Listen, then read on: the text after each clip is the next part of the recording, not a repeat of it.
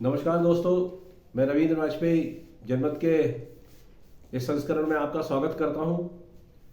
बीते एक सप्ताह से आपसे मुखातिब नहीं हो पाया, इसके लिए क्षमा चाहता हूं। मित्रों, आज उत्तर प्रदेश के चुनाव के मतदान की पूर्व संध्या है। कल वहां अंतिम चरण का मतदान होने जा रहा है। यह मतदान प्रक्रिया का 7वां चरण है।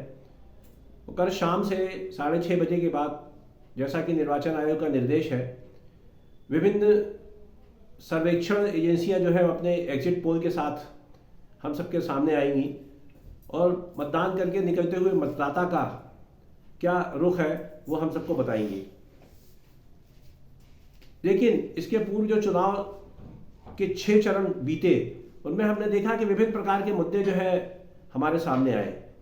मुख्य रूप से दो जो सबसे चर्चित आप कह सकते हैं वो ये है कि वहाँ के मतदाताओं ने बेरोजगारी,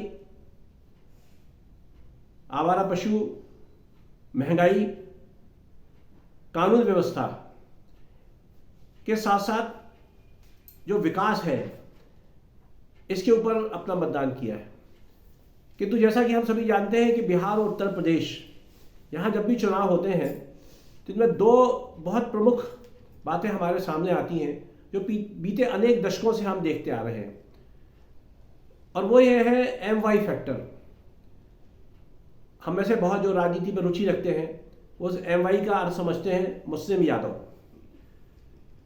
1989-90 के दौर में जब देश में मंडल और कमंडल की राजनीति आई और राम जन्मभूमि के आंदोलन के सिलसिले में भारतीय जनता पार्टी ने केंद्र की VP सिंह सरकार, उत्तर प्रदेश की मुलायम सिंह सरकार और बिहार की लालू प्रसाद यादव की सरकार से अपना समर्थन वापस लिया, तब तक देश में मंडल आयोग की सिफारिशें लागू हो चुकी थी और सामाजिक न्याय की एक नई राजनीति शुरू हुई, जिसने हमारे देश की अन्य पिछड़ी जातियों को राजनीतिक दृष्टि से गोलबंद करने का रास्ता साफ किया।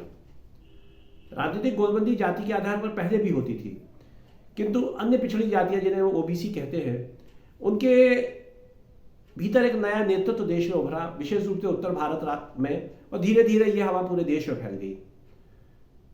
जब भारतीय जनता पार्टी ने इन सरकारों से समर्थन वापस लिया तो मुलायम सिंह यादव और लालू प्रसाद यादव ने अपनी सरकार को किसी तरह से कांग्रेस के समर्थन से बचा तो दिया, किंतु भविष्य में चुनाव जीतने के लिए उन्होंने एक नए समीकरण की रचना की और वो आया मुस्लिम यादव समीकरण, जिसको फिर बाद में MY कहा जाने लगा। कई बार यह समीकरण सफल हुआ, कई बार असफल भी हुआ। 2014 के चुनाव में, 2017 के विधानसभा चुनाव उत्तर प्रदेश के, 2014 और 19 के लोकसभा चुनाव में भारतीय जनता पार्टी ने एक सोशल इंजीनियरिंग का एक नया स्वरूप पेश किया और गैर यादव पिछड़ी जातियों का एक समीकरण अपने पक्ष में बना करके उत्तर प्रदेश में समाजवादी पार्टी को बहुत गहरी शिकस्त दी। यही प्रयोग पूर्व में उन्होंने बिहार में भी किया, जहां लालू प्रसाद यादव ने जो MY समीकरण बनाया था, वो बावजूद इसके कि वो कांग्रेस और दूसरी पार्टियों के सहयोग से एक महागठबंधन उन्होंने बनाया, किंतु वो विफल हो गया। लेकिन इस चुनाव में हम ये देख रहे हैं कि उत्तर प्रदेश में 2 MY समीकरण आए हैं। आप पूछेंगे कि दूसरा कौन सा है? एक तो समाजवादी पार्टी का जो गठबंधन है अखिलेश यादव के नेतृत्व में, उस गठबंधन में मुस्लिम यादव के साथ साथ कुछ और भी जातियां जो है वो समावेश उनका हुआ है, किंतु अभी भी मुख्य रूप से ये माना जा रहा है कि मुसलमान और यादव वोटों का जो ध्रुवीकरण है वो समाजवादी पार्टी के नेतृत्व बने इस मोर्चे की असली ताकत है। दूसरी ओर जो भारतीय जनता पार्टी, जिसको NDA कहते हैं, उसमें भी 1-2 घटक शामिल हैं। उसमें भी कुछ छोटी छोटी जातिवादी संगठन और राजनीति दल उसमें शरीक हुए हैं। उसको भी कुछ राजनीतिक विश्लेषकों ने MY समीकरण का नाम दिया, और इस MY का अर्थ जो है वो है मोदी योगी। उत्तर प्रदेश के चुनाव में ये बात बहुत तेजी से उभर के आई है कि भारतीय जनता पार्टी का जो कट्टर समर्थक मतदाता है या जो पार्टी से नहीं भी जुड़ा है और पार्टी को ये पिछले अनेक वर्षों से वोट करता चला आ रहा है और जो पार्टी की जन कल्याणकारी नीतियों से या कार्यक्रमों से भी प्रभावित है और लाभान्वित है, वो भी इस बात से बहुत रुष्ट है कि उसका जो क्षेत्रीय जनप्रतिनिधि है, विधायक है, उसका कार्यकाल जो है बहुत ही, इसको कह सकते हैं, घटिया रहा। लोगों ने आमतौर पर शिकायत की कि कोरोना का समय छोड़ दीजिए, उसके बावजूद भी पिछले 5 सालों में उन्होंने अपने जनप्रतिनिधियों की सूरत नहीं देखी। लेकिन फिर भी वो मोदी और योगी के नाम पर वोट देंगे। कई महिलाओं से जब पूछा जाता है कि आप किसे वोट देंगे, तो वो सीधे सीधे बोलते हैं मोदी और योगी के नाम से वोट देंगे। अब इस प्रकार सीधे सीधे हम उत्तर प्रदेश में देखें कि एक एमवाई फैक्टर का दूसरे एमवाई फैक्टर से सीधा सीधा टकराव। अब प्रश्न ये है कि इसमें कौन सा फैक्टर निकल करके सामने आएगा, कौन सा काम करेगा।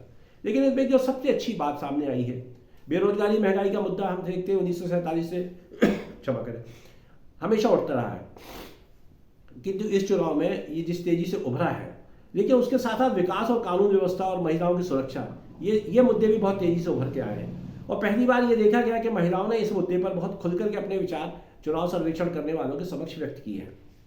कल मतदान में सभी दल बहुत अपना जोर लगाएंगे।